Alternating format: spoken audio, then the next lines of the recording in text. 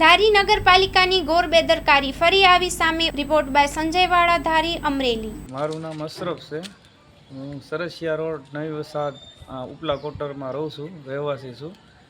બીજી વખત વરસાદ આવ્યો, વરસાદનું પાણી ઠેઠ ઘર સુધી આવી ગયું અંદર.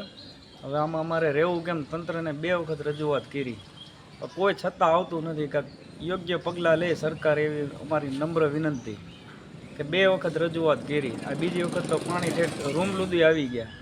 હવે કાઢીને પાણી, ગટરના પાણી આવે છે. આગળ ચેમ્બર રહે એમાં કોકરેટ, જે આ રોડ બને છે એના કોકરેટ અંદર વહી ગઈ, એ કોઈ સાફ કરતું નથી.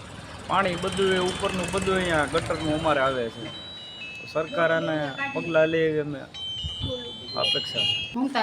મુમતાજબેન, શું તકલીફ છે મુમતાજબેન? અમારે જો પાણી ભરાણું છે, આ પહેલો વરસાદ થયો તો આખું ફળિયું ભરાઈ ગયું છે, ઘર સુધી ઘૂસી ગયું છે. એમાં નાના બચ્ચા છે, એમાં કેમ અમારે રહેવું?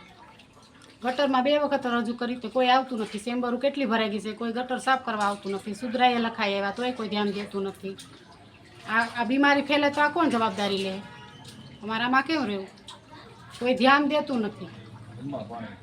ઘરમાં પાણી ઘૂસી ગયું છે, આજુબાજુમાં બધાને એ તકલીફ છે. કોઈ આવે છે ધ્યાન દેવા, કોઈ જોવા નથી આવતું. કોઈ ગટરનું કોઈ નિર્ણય નથી લેતું કે કેમ લેવું એ. તમે તંત્રને રજૂઆત કરી હતી? અમે તંત્રને રજૂઆત કરી હતી પણ કોઈ આવતું જ નથી. 2 વાર જઈએ આવ્યા, 3 વાર જઈએ આવ્યા. અત્યારે તમારું શું કહેવું છે? અમારે એ કેવું છે કે અમને આ ન્યાય દે, આ સાફ કરવાનું કાંક તો નિર્ણય લાવે કે નહીં. આ કાંઈ પાણી હાલતું નથી. ડોલું ભરીને અમે બહાર કાઢીએ. અમે નાના બચ્ચા છે, આમાં અમારે કેમ રહેવું? આ રાતનો વરસાદ થયો હોય તો અમે કેમ રહી શકીએ? કોઈ ધ્યાન દે છે? કોઈ ધ્યાન દેતું નથી. આ આવીને જોઈ જાય, મોકલો તમે વિડીયો ઉપર, અને આવીને તમે જોઈ જાઓ, એટલી અમારી વિનંતી છે. શું આપણા એરિયાની સ્થિતિ છે? અમારા એરિયાની એવી સ્થિતિ છે કે પાણી ફૂલ ભરાણા છે. ઘરમાં બધા પાણી ગળી ગયા છે. ઘરની બહાર કોઈ નીકળવા કોઈ માંગતા નથી. એનું કારણ છે કે પાણી ફૂલ ભરેલું છે. તંત્રને અવારનવાર રજૂઆત કરેલી છે, છતાં તંત્ર કોઈ ધ્યાન દેતું નથી. અને વારંવાર ફોન કરી તોય કહે છે કે કાલ આવશું, કેમદી આવશું. એનો કોઈ નિકાલ થતો નથી. અત્યારે રોગચાળો એવો ફેલાણો છે, તમે જોઈ શકો છો. તમે જુઓ ખાલી આ નદીની સ્થિતિ જુઓ તમે.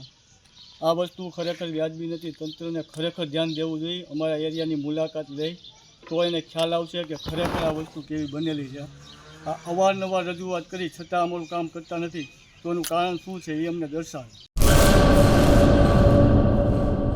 આર્ય કન્યા ગુરુકુળ પોરબંદર 90 એકરમાં ફેલાયેલો વિશાળ ધોરણ 5 થી લઈને 12 સુધીનું ઉચ્ચ ગુણવત્તાયુક્ત શિક્ષણ પ્રદાન કરતું ગુરુકુળ. સ્થાનિકની કન્યાઓ માટે KG થી લઈને ધોરણ 12 સુધીના શિક્ષણની સુવિધા. અહીં ગુજરાતી અને અંગ્રેજી માધ્યમો પણ ઉપલબ્ધ છે. ગુરુકુળમાં કોમર્સ અને આર્ટ્સના વિષયોમાં ગ્રેજ્યુએશન સુધીના અભ્યાસક્રમની વ્યવસ્થા પણ છે. અભ્યાસની સાથે સાથે વ્યવસાયિક અભ્યાસક્રમો પણ વિદ્યાર્થીઓને પૂરા પડાઈ રહ્યા છે. અભ્યાસની સાથે દરેક પ્રકારના ખેલમાં વિદ્યાર્થીઓને કોચિંગ પૂરું પાડવામાં આવી રહ્યું છે. અહીં વિદ્યાર્થીઓને અભ્યાસની સાથે વેદ ધર્મગ્રંથના અભ્યાસ પણ અપાઈ રહ્યા છે, જેથી આપણી સંસ્કૃતિ ઉજાગર થઈ શકે. ગુરુકુળમાં અત્યાધુનિક ઢબે શિક્ષણ અપાઈ રહ્યું છે, જેથી છાત્રાઓ સમય સાથે તાલ મિલાવી શકે. અભ્યાસની સાથે સાથે સારા સંસ્કારોનું સિંચન કરવું તે ગુરુકુળની વિશિષ્ટતા છે, પરંપરા છે. આર્ય કન્યા ગુરુકુળ પોરબંદરમાં આપની દીકરીઓના એડમિશન માટે આજે જ સંપર્ક કરો.